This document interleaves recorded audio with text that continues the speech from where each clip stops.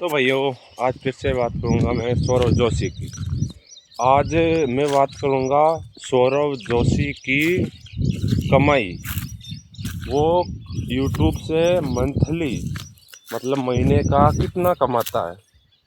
आज इस चीज़ पर बात करेंगे कि सौरव जोशी यूट्यूब से एक महीने में मतलब कितना कमाता है और कितना खर्च करता है और क्या कुछ उसका मतलब लेन देन रहता है। आज उस पर बात करेंगे।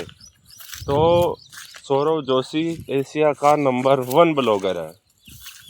उसके मतलब व्यू टॉप पर रहते हैं ब्लॉगरों की लिस्ट में, या मतलब किसी भी तौर पर मान लो आप, वो कुल मिला के फेमस बंदा है यूट्यूब पर। तो पैसे भी फेमस तरीके से आते होंगे, इसका कुछ अनुमान लगाते हैं। तो उसके मंथली व्यू आते हैं 300 से 350 मिलियन मंथली, मतलब एक महीने में उसके 300 से 350 मिलियन व्यू आते हैं। वो भी शॉर्ट फॉर्म पे नहीं, लॉन्ग फॉर्म पे। मतलब वो लॉन्ग वीडियो डालता है तो उसके वो आते हैं 300 से 350 मिलियन व्यू।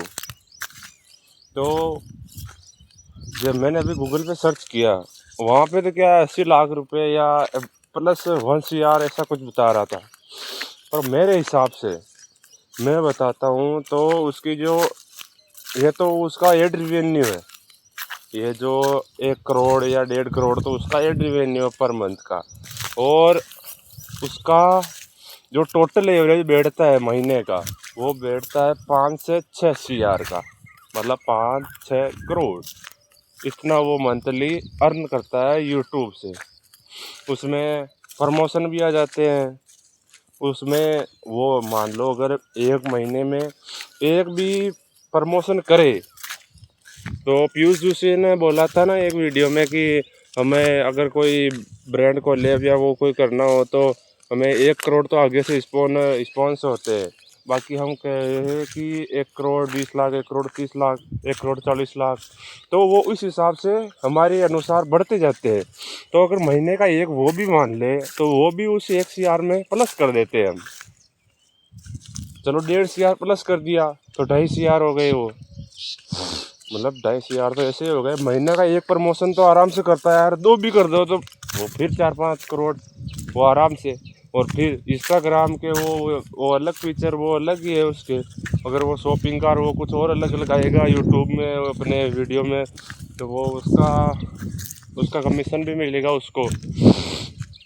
और उसके खर्चे भी बहुत है, कमाई बहुत है, खर्चे बहुत है। अराउंड जितना कमाता है उसका 10-15% तो खर्च भी होता होगा यार मेरे हिसाब से तो। क्योंकि 50-60 हज़ार वो उसका बिल आता है लाइट का। अब मेरे हिसाब से वो या तो उनकी कारों की EMI करता होगा या वो पूरा ही पेमेंट पे लेके आएगा। मेरे हिसाब से वो EMI पे लेके आते हैं, सभी EMI पे लेके आते हैं, क्योंकि कुछ फ़ायदा रहता है उनको सभी को पता है कि मान लो यूट्यूबरों के पास पैसा है तो वो कैश भी ले सकते हैं। जैसे कि मनोज डे ने कहा था कि मैं 10 लाख तो नहीं, 1-2 लाख तो महीने की किस्तें